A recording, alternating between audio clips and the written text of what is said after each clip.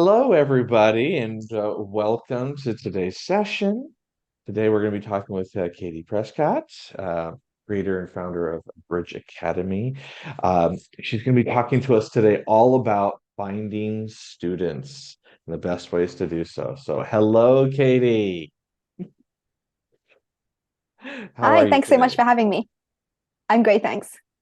How are Yeah, you doing? very- I'm good. I'm good. Um, Glad to have you today. I know you and I've bounced back and forth over the last year, sometimes on social media, trying to get in touch with each other, but this is fun. Yeah, We finally get a definitely. chance to actually have a conversation. I feel like quite So, often with teachers, we message a lot and then never actually see you face to exactly. face. So it's No, great. teachers and creators at the same time. So I know you have your own creation. I've got the website and my own curriculum as well. So I mean, we have a lot of overlap. Probably have a lot of things in common. Um, how did you get your start teaching online? Gosh, that is a long story. So how did I start teaching online? Okay. About 10 years or so back. So I was still a student actually at the time. I don't know if you can tell my youthful appearance. I'm not 12, honest. I keep getting mistaken for like a teenager. Anyway, but about 10 years back, I was a university student and I was looking for a flexible, well-paid job because students need more money.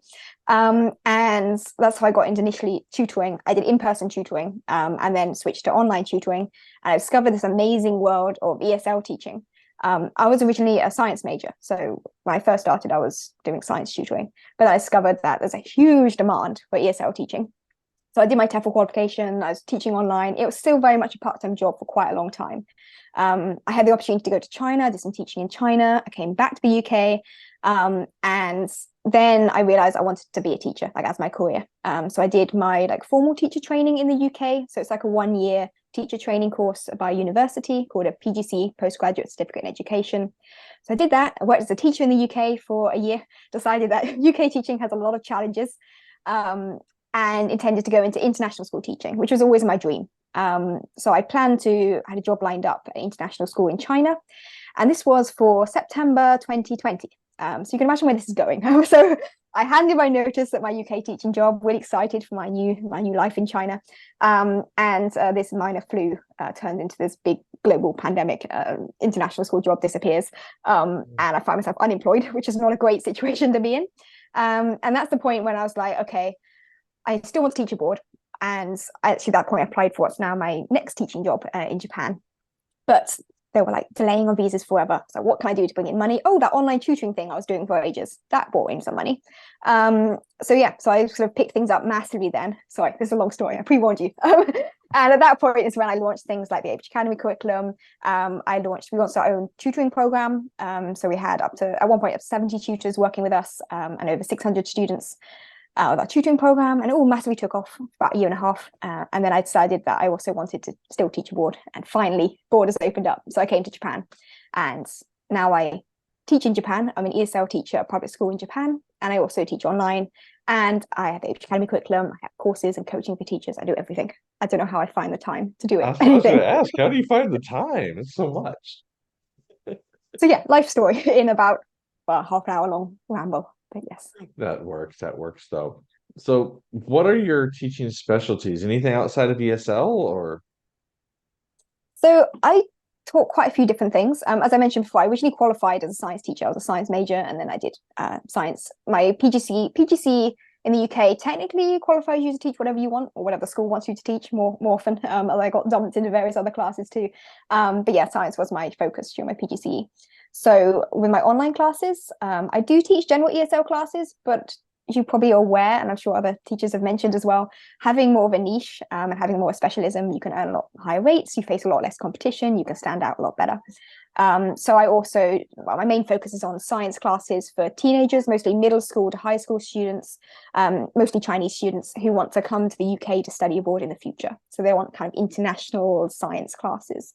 And I also used to do a lot of university application coaching as well. I've cut back on that because I don't know, I felt a bit uncomfortable with some of that side of things, but that paid incredibly well too. But Oh, yes. I see. Okay. So, yeah. So, what is your age range on the students then? Gosh, so my main focus with the science themed classes are for like teenagers, middle school up to high school. So mostly sort of 11 through to 16, 17 or so. And then they start getting stressed about exams and they kind of worry about other things then. But that's kind of my main age range. I mean, I've taught kids from as young as 3. You know, Yeah. there's all kinds of ages you'll find learning English. That But was yeah, my main focus is teenagers. that was my bread and butter for the longest time when I got my start. It was all just level one intro, level three, age 3 to 4 year olds for 2 years straight. It was interesting. I don't have the energy for that. I used to teach with Powfish before the whole chaos happened with the Chinese companies. And most of the kids, as with many of these platforms, most of the kids on Powfish were like 3 to maybe 6 years old. There was all these songs and dancing and games, and like you had to be like a super energetic thing. Oh yes. After like 3 or 4 hours of it, I was like dead. Yeah, Let's have a nap. you get drained fast, but yeah. Yeah. So what do you like the best about online teaching then? I firstly the flexibility, as I said before, like the reason I got into online teaching was that flexibility. It worked for me as a student, and it worked as me when I was training as a teacher, when I was working as a teacher. It was a very flexible additional income. So I think that's super useful for teachers. And also like the ability to work more one-on-one and in smaller groups with students. As a classroom teacher, at the moment in Japan, I teach classes of between 36 and 42 kids in a class. And I teach in multiple schools, multiple grade levels, over 3,000 students a month.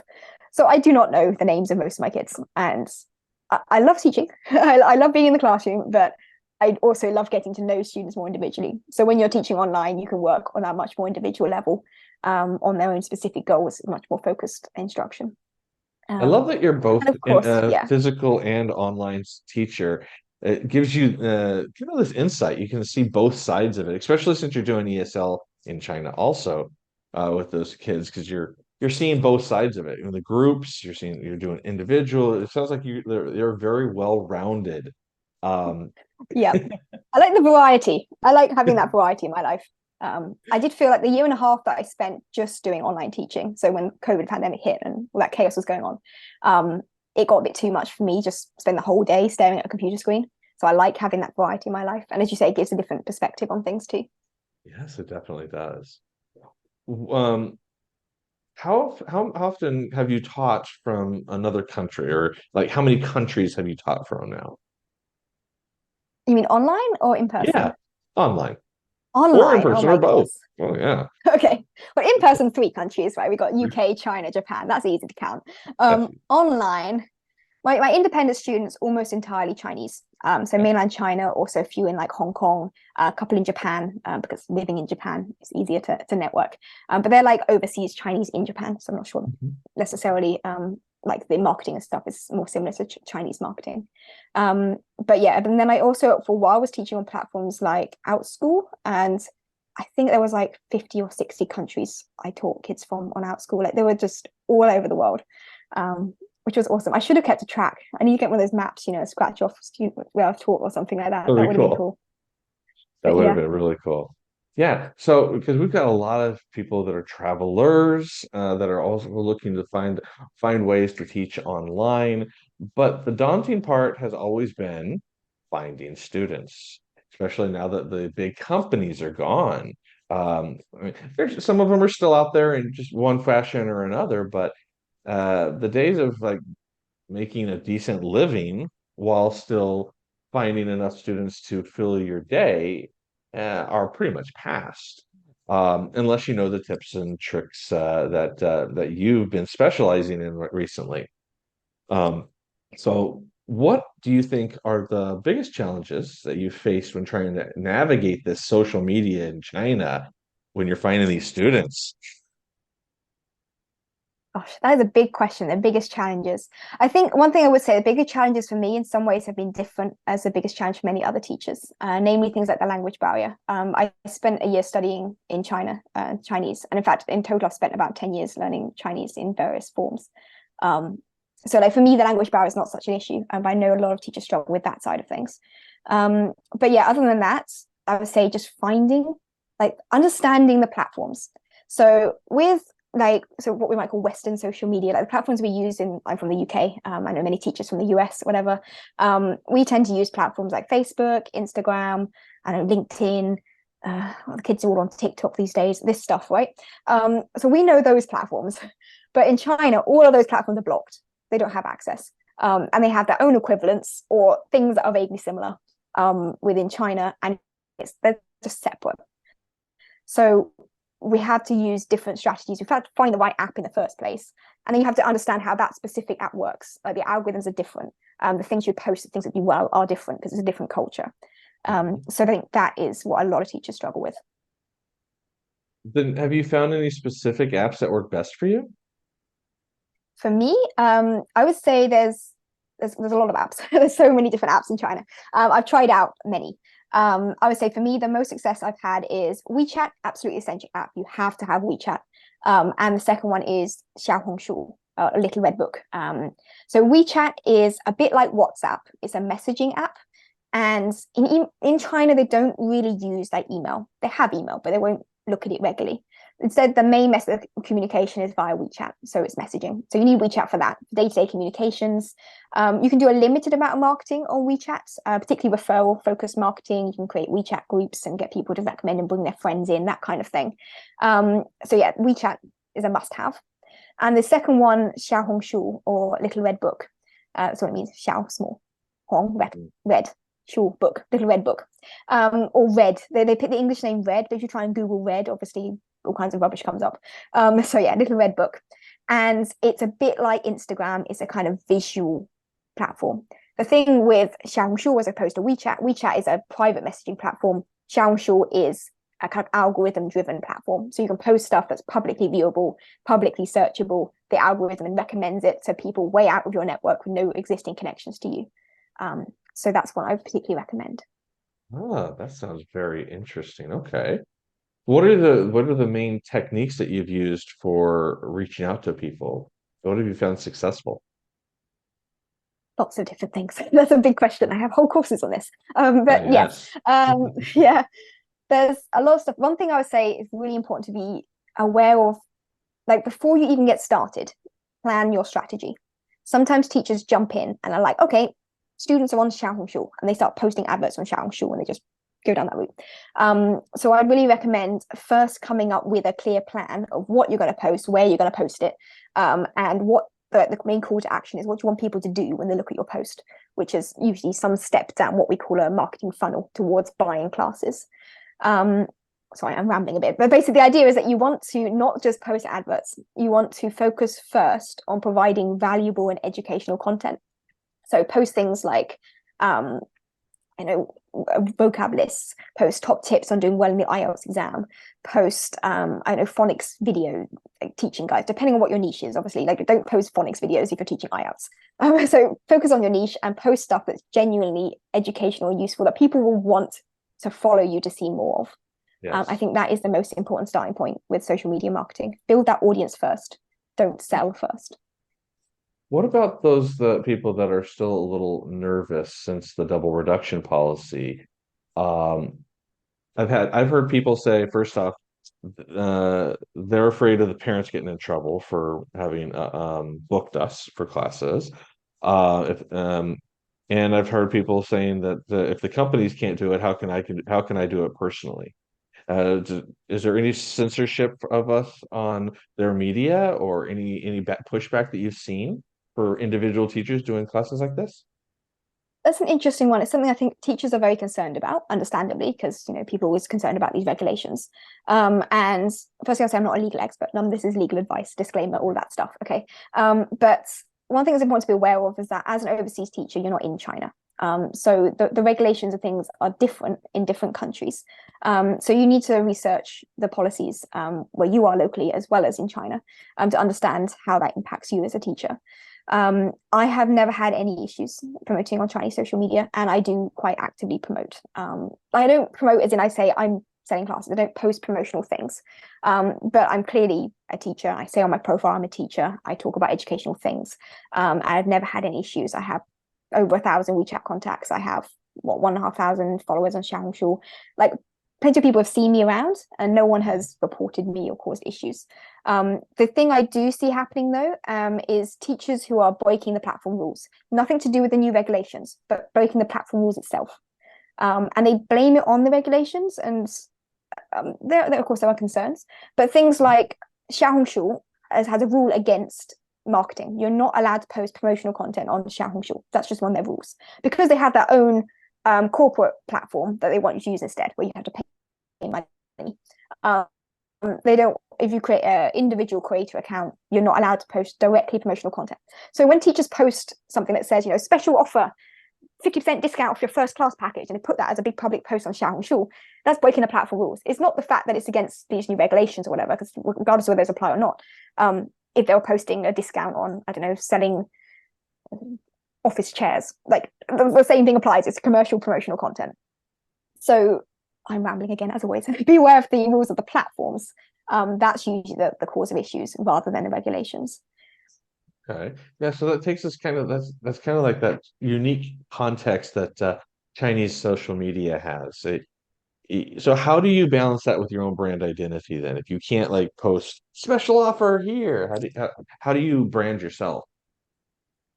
So firstly, a benefit of this, like in terms of like competition wise, whatever, is that everyone is restricted by the same rules. So it's not like you're trying to compete with someone who is able to post these adverts. Firstly, people don't like those adverts anyway. Like, how many times have you seen someone post, I don't know, 50% off Spanish classes, and you've seen that pop up randomly as an advert on Instagram? Have you ever clicked and bought those classes? No, most likely not. So firstly, that content doesn't work anyway.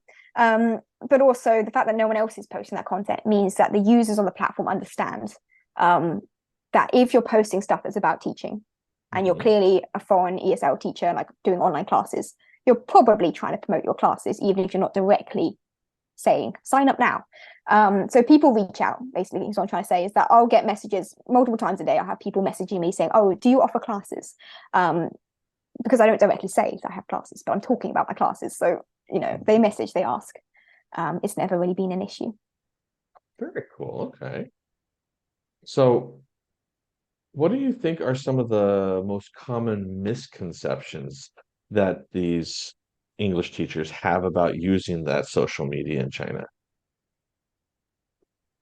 First of all, I've said before about the idea of posting adverts. I think advertising is posting adverts. It's not. It's about building an audience.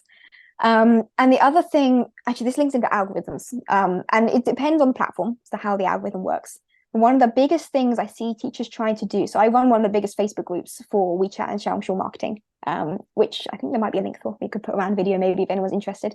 But one of the things I'm always seeing in the Facebook group is people saying, oh, follow me and I'll follow you back. Or, oh, this is my latest Xiaohongshu post. Please give it a like and I'll like your post back. This follow for follow, like for like stuff, you think looks good because you get what's called vanity metrics. It looks pretty on your profile. Like, oh, look, I've got 10 likes on this post. Oh, look, I've got like 200 new followers. Amazing. But if these new followers and these new likes are coming from teachers, you're actually actively training the algorithm that your content is for other teachers. So then the algorithm is going to keep recommending your content to people who fit the demographic of people who are following you and engaging your content. So see that, okay, the people who like this content are usually Americans. They're, I don't know, female, they're aged 25 to 40 or something, and they're interested in education, like typical profile of an online ESL teacher maybe. So they'll pick out that demographic profile, and then it will show that post to more people like that. So you reach even more of your competition and not your target student. This is one of the things I see a lot of teachers doing, and it's kind of a misconception I think they have. They don't understand how the algorithm works. So ignore these vanity metrics. I don't care how many people like my posts. Okay, maybe I do a bit, but like I don't care that much. I care more about the like analytics on who saw the post and who engaged with it and how many people actually asked me about classes. Okay, so yeah, that brings me to my next thought there, which is metrics, and how do you measure those metrics then? If you're not going to care as much about like other teachers liking your post, how do you get more of those Chinese parents or students even to like and share your post so that it gets shared to more of them? There's kind of two parts to this question. Like, firstly, how do you know who's looking at the post? And secondly, how do you get more the right people to engage with the post, right? So firstly, in terms of how to see who's looking at the post, Xiaohongshu, and it's the same on basically every social media platform. They have analytics data available. On Xiaohongshu, I think there's a minimum of 50 followers before you unlock that feature. But once you've got 50 followers, you'll be able to see who, like demographic profile of who's been looking at your post. You can't see the individual people because that would be data privacy or whatever. But for example, if I look at one of my posts, for me, I'm trying to teach teenage students who are interested in studying abroad, studying science in the UK. So the customer is actually their parent. So I really want to see mostly mums who are like in their 40s, perhaps, if they've got teenage kids.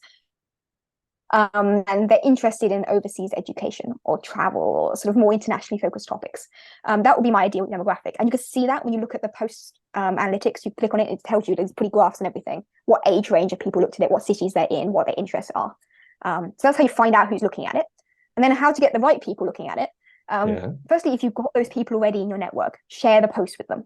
When I post something, I'll also share that post on my WeChat. I've got a WeChat group with my students. You can also post it on your WeChat moments. You can even send it directly as a message if you think it's really useful and relevant to one specific student. Don't send every post to them. They'll get mad. But like if you've got like one or two posts that'd be really interesting to that specific student, like I don't know, you've made a list of the top 10 books for their age range and they think they would like it, send it to them and then they'll engage well with it. And also you yourself reaching out and building that network. So on Xiaohongshu, you can search for keywords, hashtags, users that are your target audience. Don't go and spam them and just spam like stuff and follow and unfollow that thing because it annoys people. But engage with them, start to build a community, comment valuable things on their posts. And then they'll check out your profile and they'll engage with your content in return. So yeah. Very cool. Okay. A couple of useful things you can do. I like those, yeah. So definitely don't spam them. I've noticed that as well. There's even some of my favorite students, if you spam or you make too many comments on their stuff, that kind of makes it awkward. Yeah. I always think like put yourself in their shoes. Like we've all been there on like Instagram or something and seen some random like, I don't know, trainer store, like online, sorry, sneakers for you Americans, like shoe shop or something, like something completely random, and they're just like all of your posts. You're like, well, what's this got to do with me? And you never follow them back. They get annoying. Maybe report them for being irritating. So yeah, put yourself in your target audience's shoes and think, okay, how can I not be annoying? How can I add value and build relationships instead? Very good advice. Okay.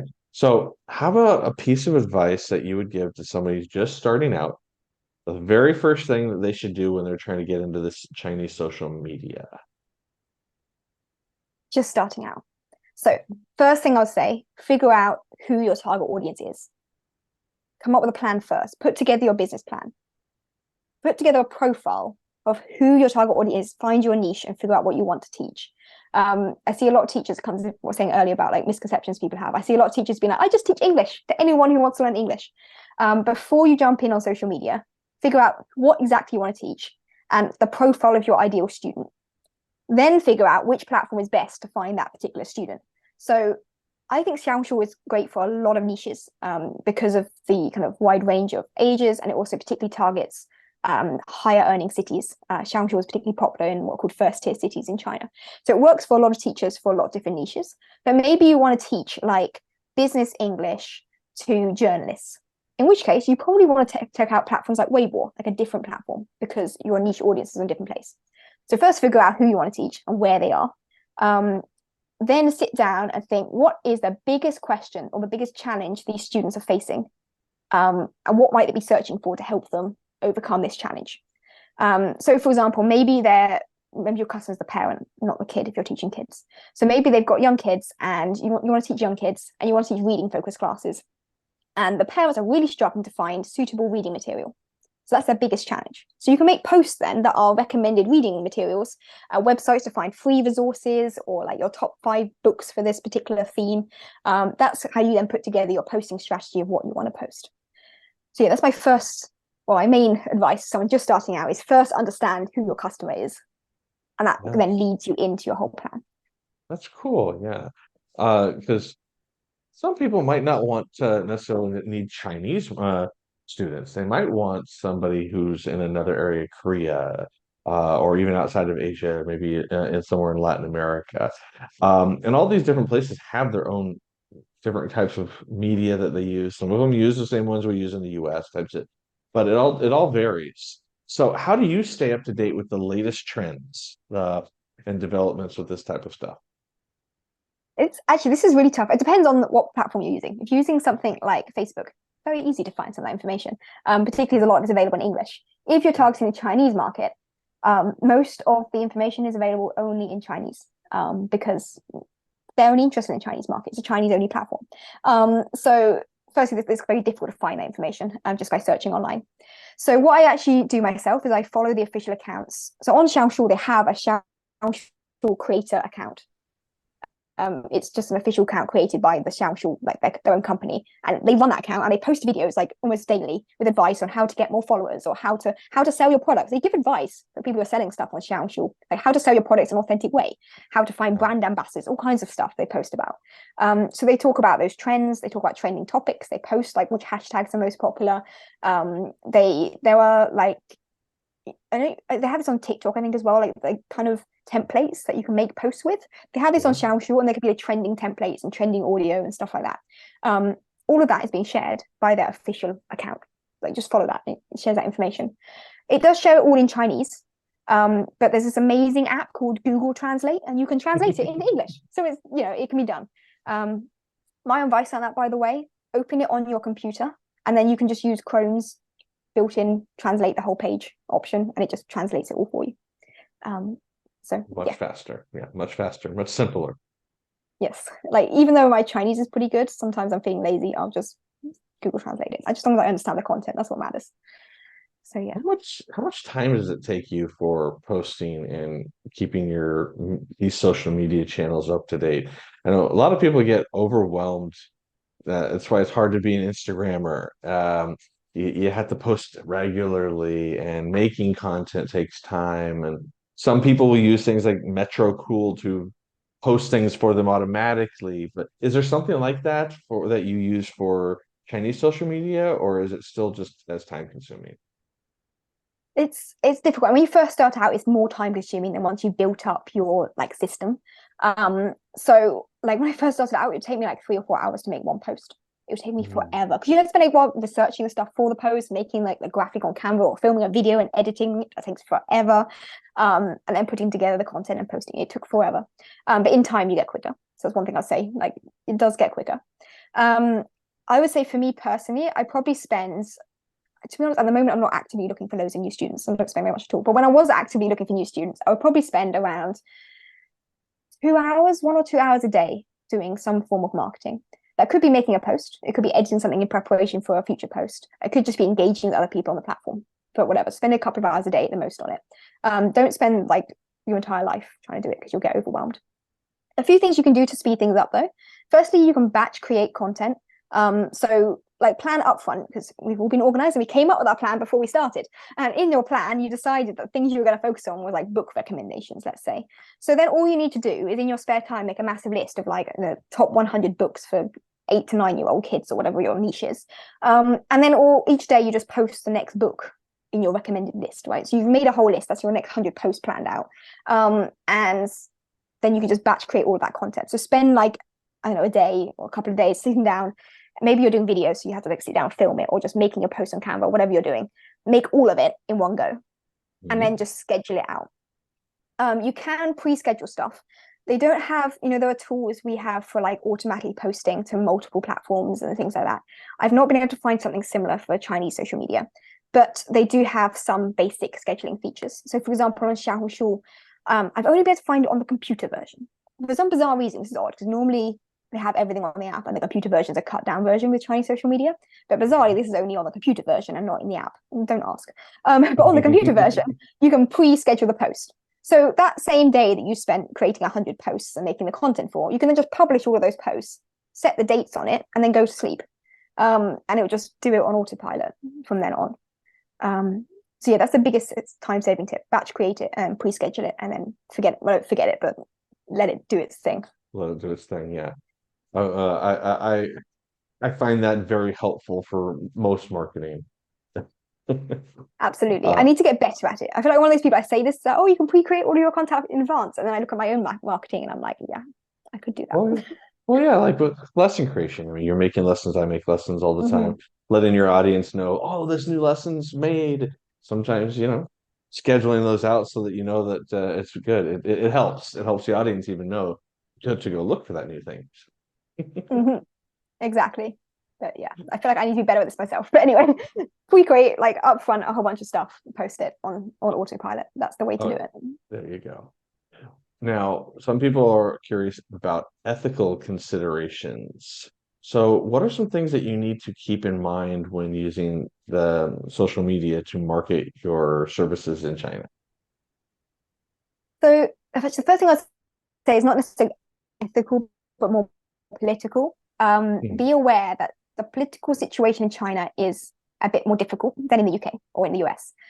Like quite often in the UK or the US, you question the government a lot, right? Well, there's nonsense policy the government's done. You'll see like memes going around of, whatever weird face the prime minister was putting recently, or Trump, whatever he's been up to.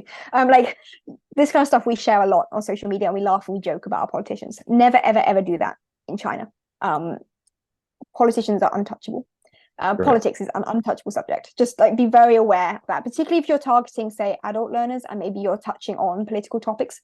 Just don't mention any of that in your social media, because any like political keywords that get flagged up by a platform, and maybe your account gets blocked. And people might comment, "Oh, why are you hating on China? Why do foreigners hate China?" It could cause a lot of negative vibes.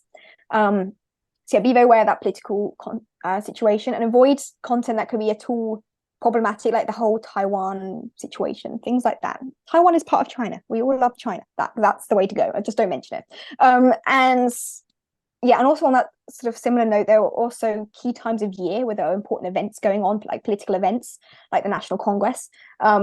Just be very careful what you post during those times, because there's a lot of like everyone posting how much they love China at that time. Like what everyone's meant to do is post like a big flag of China, talk about how much they love China, and this is what you do if you're Chinese. Obviously, if you're not Chinese, you can't post that. But don't go posting stuff that, like, keep an eye out for that stuff that's going on. Just don't post on those days. And definitely don't post anything that could be against China. You get the idea. And then the other thing in terms of ethical considerations, and this is not China specific, it's just when you're posting things on social media, get permission to post stuff that's about any of your students, particularly if they're kids. Make sure their parents have given you written permission to share things about their kids. And even if they're not kids, like ask them for permission. They've written you a testimonial, or you have like a clip from the class, or they sent you their homework as a picture and it was a really good example piece of homework you want to share. Ask for permission before you post it. Because otherwise things can get a bit awkward and you don't want to upset your customers. Yeah, 'cause you can see it getting back to them, especially if they're one of your followers and they see their kid pop up on there. Exactly. Yeah, I mean, there's a way to do it well, right? You can say, "Oh, I had this amazing student, and look at this amazing thing they achieved in their class." But as long as the parents approve that post up front, they're not going to be uncomfortable with you sharing that thing. Um, Avoid sharing stuff like, "My kid messed up on this thing, so this is my suggestion of how they can improve," because no one wants to see their kid messing up as a video on public social media. But yeah, I feel like most people know this, but it's just, yeah. yeah, be It's aware before you post. it's good to mention because sometimes saying the quiet part out loud is also important so that people, they don't hear it very often. They can remember to not do it. So, um, what about the future? So the future of social media, for English teachers, I mean, it's changing and it always seems to be changing. So, how do you see it evolving over the next few years? So I think, I mean, there's things like algorithms always changing, for example. So just keep an eye on it. That happens across social media in all countries. I think if we look at China specifically, one thing that we already started to see a big shift, like in the last year or so anyway, has been the shift from that when the double reduction policy was announced, there was a big boom in parents looking for classes. There was like a big drop in availability, the whole supply demand thing, like massive increase in demand, drop in supply. Suddenly it was very easy to get students if you started marketing in summer 2021, because parents were actively looking. So if you posted adverts on social media and you didn't get blocked for it, if you post an advert saying, "I'm doing English classes, sign up now," you'd get people reaching out and wanting classes because they're desperate for a teacher. That has now changed. And I think we continue to see that shift away. At the moment, it's coming to the end of this, but like, you have to be more careful with your social media marketing strategy and have a proper strategy in place to build your own audience. So that's one big thing we've already seen happen. I also think there's going to be more of a shift towards building relationships through video and through live streaming. At the moment, foreigners cannot do live streams in China. That's a government's policy. So you have to have a Chinese ID card to do live streams on any Chinese social media platform. There was an issue. It was while I was in China, so really like maybe 6 years or so back, where someone posted something on a live stream that was like really inappropriate. It kind of went viral, and the government was like, okay, we need to know who is doing the live streams. So we had to be able to verify their ID. So they had to be Chinese in order that we can prosecute them, like if there were inappropriate things happening or whatever. So that's what happened way back, and it's still influencing stuff. But I think we're starting to see like the Chinese market loves live streams way more than we do in the UK and in the US. So you'll see a lot of companies doing live stream sales and stuff like that. And I hope that that's going to start to open up again. And because platforms are now starting to work with foreigners in more ways than they used to. Foreign companies are now able to create official accounts on some social media platforms. Recently, they opened up to foreigners for monetization on Xiaohongshu. So I got a notice being like, oh, congratulations, you've been monetized, which wasn't previously an option for foreign creators. So I hope we're going to see things like live streaming opening up to foreigners and give you more options of things you can do. And that also links into opportunities to make sales. So Xiaohongshu actually has their own like shop platform within the app itself. So I was saying before about how you can't post promotional content unless you've paid to access their commercial side of the platform. But that commercial platform was not even available to foreigners anyway. But I think we're going to start to see those e-commerce features opening up to people located outside of China because the market is opening up more. So yes, this is what I'm hoping for in the next few years. There's still risks of crackdowns and restrictions and things like that. Like about 2 years ago now, it must be now, maybe about 2 years ago, I used to post a lot on Douyin, which is the Chinese equivalent of TikTok. And then they just cut off all foreigners in one go, randomly. They basically said that in order to post or able to do anything on the app, you had to verify your ID via Chinese ID card. And they weren't accepting any foreign accounts. So things like that could happen. But let's be hopeful. I think things will open up more. All right. Well, that's good. I hope it opens up more, especially since that's a great market. So many people want to learn English from that region. Definitely. I think it's the biggest ESL market in the world. The Chinese market is huge. I definitely agree. It's huge. And it's one of the better places that pays well for teachers. That brings me to another thing, because I've noticed a lot of conversations online. What are we worth? What is our value? And how do you end up setting that for yourself? And what kind of advice do you give to people that are getting into this and trying to figure out what their value is? This is the most difficult question to answer, honestly. So thank you for asking that question. So I think the most important thing is, and teachers are always saying this, just don't undersell yourself. It's easier to reduce your prices later than it is to put up prices. So if you're not sure where to pitch your prices at, go too high and you can always reduce it later. Special discount, and make it lower. So always start high, my first thing I would say. The other thing is to think about what value you're adding to your student. We talked a little bit about the importance of having a niche and focusing on one specific area. If your niche is something that's helping students achieve some really important goal in their life, like a commonly given example, but it's very easy to understand, is the IELTS tutoring kind of niche, IELTS coaching. People take the IELTS exam because they want to go study abroad normally. There's a deadline. They have to do it by a deadline. If they miss that deadline, then their entire dream has gone. And also the exam costs a lot of money to retake, things like that. So for them, it's a really, really important thing they have to pass. So therefore, if you're able to help them pass, you can charge more money because it's worth it for them compared to the alternative, which is waiting a whole nother year for the next application cycle or something like that. So that's one thing. Be aware of the value you're offering in terms of your niche and how it's helping your students. Also bear in mind how much time you put in. Sometimes teachers say, oh, I teach in Cambly and Cambly pays $10 an hour. So as long as I get more than $10 an hour, I'm happy. But they forget that with Cambly, you just turn up. You open up your computer, say, hi, let's start teaching, and you start teaching. You don't have to do anything outside of that class. Whereas as an independent teacher, you need to plan the class, you need to find the resources, you need to do your marketing, you need to do your admin, and you need to do all those stupid, not pointless, important tax spreadsheets. You need to do all kinds of stuff. And you have additional costs associated with that, like buying curriculum, maybe paying for marketing. I don't recommend doing paid advertising, but some people do. You've got all those extra costs and that massive extra time investment. So plan how much time you're going to put into upfront, double the amount of time, because it'll take you longer, and then charge per hour what that would be. So that class, you might say, actually, that 1 hour class in reality is 5 hours worth of working time. So I'm going to charge $50 because I wanted to make sure I got at least the $10 I got with Cambly. That could be one way of doing it. So bear in mind the time. And also just keep an eye on what other teachers or other people are charging. I know people are like, oh, you are your own business, ignore everyone else, but there is a competition. Look into what the going rate is for stuff. If you're offering like general ESL classes, look into what some of the companies who are offering similar classes are charging. And think about how you match against those. But remember, you're like specialist and you're offering more value. So don't be afraid to put your prices high. Yeah. Sorry, I rambled. I ramble a lot, but like, yeah. No, I follow everything. It's really good because we are all teacher entrepreneurs at this point. You can't just rely on the marketplaces to do everything for you.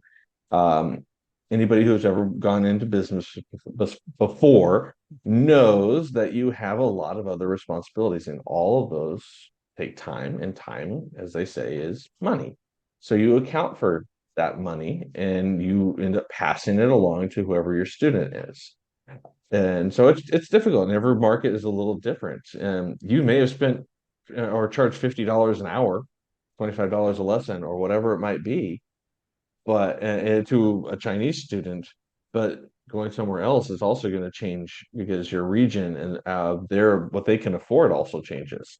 So sometimes it takes into account all of that. So definitely, I agree with you. Research, find out what you're doing, like even create your own spreadsheet for yourself if you need to, where you basically have your own personal budget, and that budget is reversed. It's what you actually put into it so that you know what comes out of it. So Absolutely, definitely.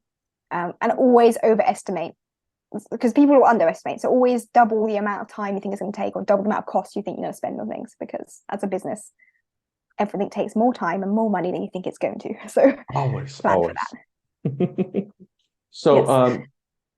for those that have never seen Little Red Book or any of this stuff, do you have a way that we can see what some of this looks like so they can be familiar with what to do? Yeah. So do you want me to screen share and show you some stuff now? Or I can point you in the Yeah. direction of various other things I have. Let's go ahead and Let screen me, share for a second let's and have a show look. some people. Yeah. I should have done this earlier, actually, when we were talking about what to post.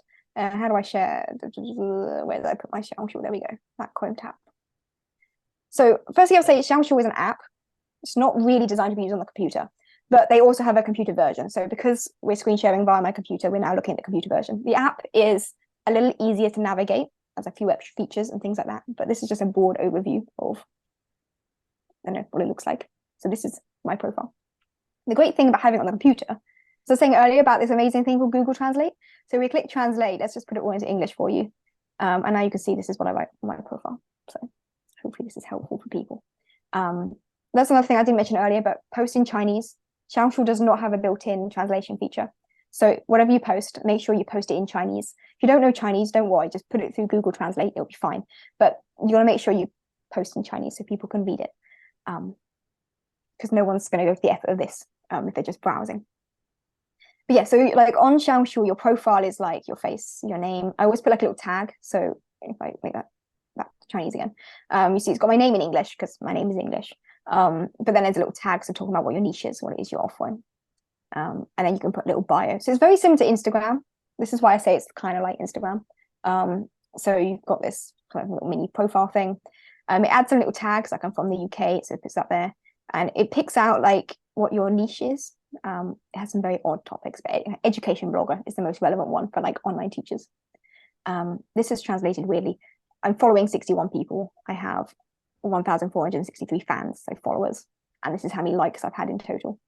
But yeah, it just puts those there. Stuff gets translated weirdly, but you get the idea. And then you have your post. So you have all this beautiful stuff that you make. And as you see, it's very visual. I think that's the main thing I Mhm. want to get across. Like as you look at this, it's very visual. So the visual side is really important. Design your poster look nice. Some of us hate doing that. I know as teachers, we're always like, oh, it just has to be functional. But with marketing, it has to look good. Do you make your own cover photos for all of your posts? So it's not just Yes. some random image from whatever you were speaking? Yeah. So with like videos, this one here's a video poster. As you can see this tiny little video thing in the corner. This one I just like took a bit of, you can pick which bit of the video you want to be the cover image. Mhm. Excuse me, sorry, hiccup. It's not like on YouTube, it only picks out a couple of examples and then you basically have to upload your own cover image. On Xiaohongshu, you can pick specifically exactly which point in the video you want to be the automated cover. So that's what I did in that particular example. Or you can upload one if you want to. So you can upload things. Things like this I made in Canva. Canva's great, I love Canva. Yes. This video, for example, is one where I made my own cover image. And that's not from the video itself, it's a cover image that I made on Canva and you put on top. So yeah, you can post videos, you can post images, you can post carousels that are like multiple images that you can swipe through. Do I have an example of that? These reading ones I had set up like that.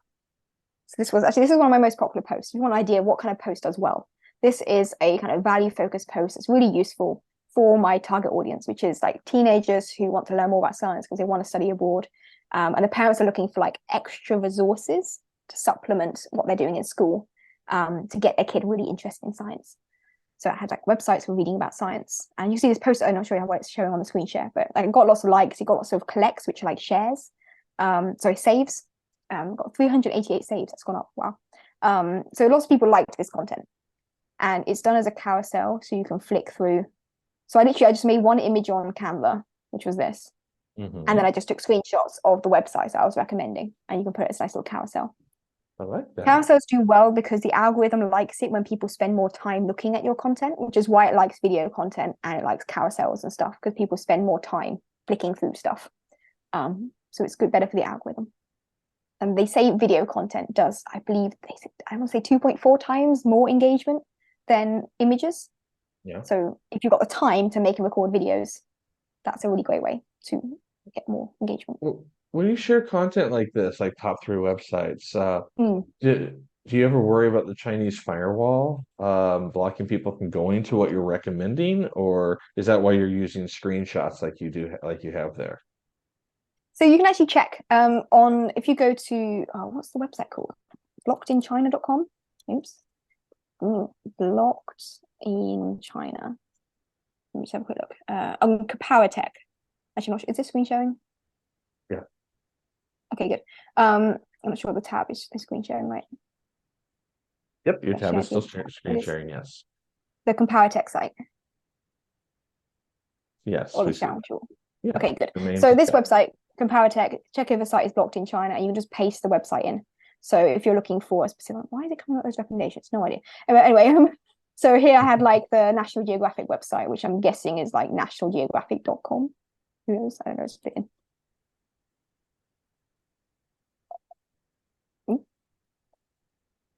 I don't even know if that's our website, but it probably is. Probably I think own you it. have to post. Yes. Who knows? Check if it's available. This is very fine. It's blocked. My share something was blocked. Oops. No, it isn't. There we go. So it says it's available. They have servers across China, and they check it's available in all the kind of main regions across the country. So you can see here the National Geographic website is accessible in China. Great. Takes 5 seconds to check. So Very cool. just Google. If you just Google blocked in China, this is the first website that pops up. So yeah. That works. Very cool. All right. So yeah, so this shows a little bit about how you can use this. It looks very much like Mhm. Instagram. It's really cool. It really is. Very similar to Instagram. One thing I would say that compared to Instagram, I don't think Instagram does this so much. I'm not really an expert on Instagram marketing. But with Xiaohongshu, one thing that's really important in terms of the algorithm, in terms of people finding stuff, is having lots of text in the description. Mhm. So sometimes I see teachers, they'll write just like a one word or a kind of quick one sentence summary. That's not going to be found by many people. Whereas if you write lots and lots of things in here with lots of relevant keywords, this by the way is in Chinese. I just translated it via Chrome, but like the text is in Chinese on Xiaohongshu. This is then going to pick up on those keywords and recommend it to people who are searching for that content. So for example, they might be searching for youth. This is like youth reading science, 3 websites that translates as. So they might be searching for websites for kids learning about science, reading about science. So this one, you do cursor, like reading and then science, are keywords, right? So you want to get loads of those keywords in, is what I'm trying to say. So write lots of text. Definitely helps to know Chinese. Yeah, definitely. It helps. But as I say, if you use the website version, you can literally just Google Translate the whole page to see what it is, which is really helpful. You can post from the website as well. So if I go back, it says release. I get a weird translation. Maybe Google will improve that at some point. But where it says release is the plus button. That's what it is for posting. And you get loads. Log me out. Can you do your bulk publishing from here as well? Yes. Yeah, you can. So you see, here's like the upload screen. This is the video. I just put it in English for you. Oh wait, I haven't got the. Where's my translation option gone? Uh-oh. Okay. Maybe it hasn't. Oh no. Normally it comes up with the option. I want to, so people will see what it is. Reload the page. No, it's not. Never mind. But the first one is video. It says upload video, and otherwise you can upload image. So upload video, upload image, and then you just pick the files from your computer, which is very convenient. And it even says here like the kind of files you can use: PNG, JPEG, WebP, different options, that kind of thing. And then or you can click on the left here. This is like, it means upload note. They call post notes on Xiaohongshu. Don't know why. So upload post, you can click there and it takes you to this page. There's all kinds of cool stuff. You can see like your previous posts and how they've done, analytics. Oh gosh, it's loading slowly.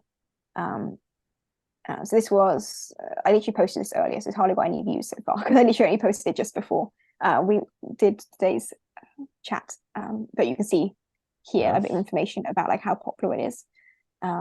I think, how often do you post? Analytics go.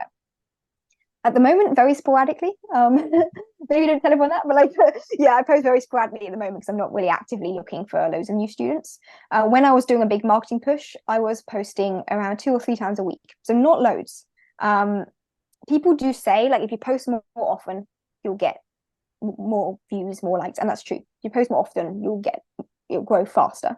But I think quality is more important over quantity. I've seen lots of other teachers who are posting every single day, and they're getting 1 or 2 people liking. I can't see their stats because I'm not them, but the stats I can see is just the number of likes, and they'll have like 1 or 2 likes. So obviously no one's really engaging with it. It's better to make 1 or 2 good posts, which tend to get a lot of views. Like that one on the websites, it got like 2,500 views, 192 likes. I remember at the time getting loads and loads of people reaching out asking for classes. Better to post stuff like that than posting every single day and having no one engaging with it, is my recommendation. I got it. Yeah. So yes. Cool. Well, what kind of final advice do you have for teachers who are looking to get into this type of language education? Sure. So final piece of advice, if I can take this opportunity to promote something that's coming up. Definitely. My maybe advice if you're looking to get into marketing, particularly on Xiaohongshu. Actually, I got the little, I made a summary.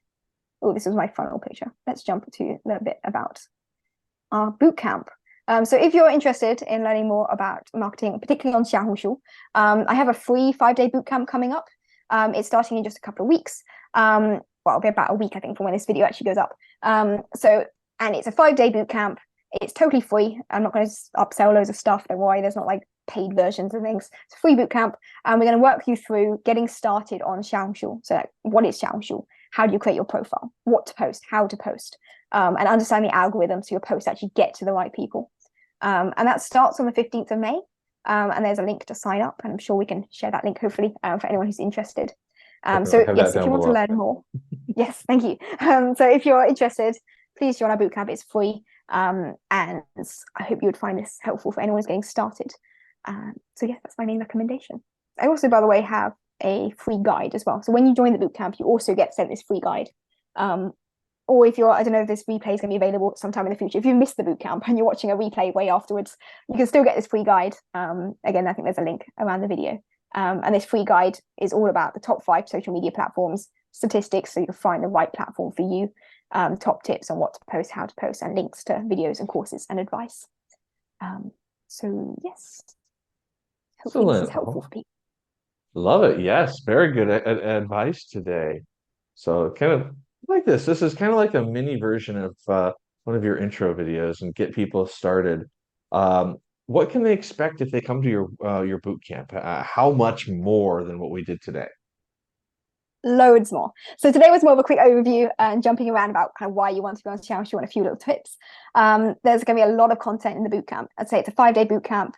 Each day the video is going to be, I say half an hour. I tell myself this every time I do a boot camp. I'm like, each video is going to be half an hour. And then 2 hours into the video, I'm like, oops. So I always end up doing a bit too much. But normally each session will be like half an hour to an hour. Let's be honest, an hour, because I talk too much. So there's a lot of content we're going to cover. It could be, several hours worth of content all on Xiaohongshu marketing. And things like optimizing your profile, we haven't had an opportunity to talk about today, but exactly what to put in your heading, what to put in the bio, how to add the right tags to your profile, what to post, how to like game the algorithm, how to post things that actually reach the right people. So all of this will be hopefully really helpful for people. Plus it's free, so why not come along? Very good. Yes, why not? I love it. So thank you very much, Katie. This has been some great information. I really appreciate your time today. I'm sure there's a lot of people who are going to be reaching out at this point to find out more about how to use this little red book. I wish I could pronounce it like you do. Xiao is small, Hong red, Shu book. Xiaohong Xiaohongshu. Xiao Xiao is the Xiaohongshu. hardest because you don't have that X sound in English. Yes, But yeah, there we you go, get we it. got it. Awesome. I get that also when we're traveling here in Latin America. The X doesn't make the normal sound you would think. So, No, it's more like an SH sound in Chinese, but you gotta like say the SH and then smile at the same time. yeah. Xiao. Yeah. Xiaohongshu. Got it. All right. So everybody's gonna be reaching out. Definitely down below we'll have link to the ebook PDF as well as to the workshops, this boot camp, so you can get full access to everything Katie has to say. I'm sure that it's a lot of good content. I've known a few people who've gone through the boot camp, and they have doubled their students already, and it's been just a couple of weeks since they've been publishing, just like she said. So it's amazing. So check it out. Thank you so much. And it's really great to hear. We have some really fantastic feedback from previous boot camps. So yeah. And All thank you right. so much for this opportunity to share these ideas with everyone. I hope people have found it helpful. And I'm really excited to see everything else that all the other teachers and creators have been creating as part of the summit. Thank you for being a part of the very first summit, and hopefully we will see you around also for the next one. Awesome. Cool. Thank All you right, so good. much. Bye, Katie. Thank you. Bye.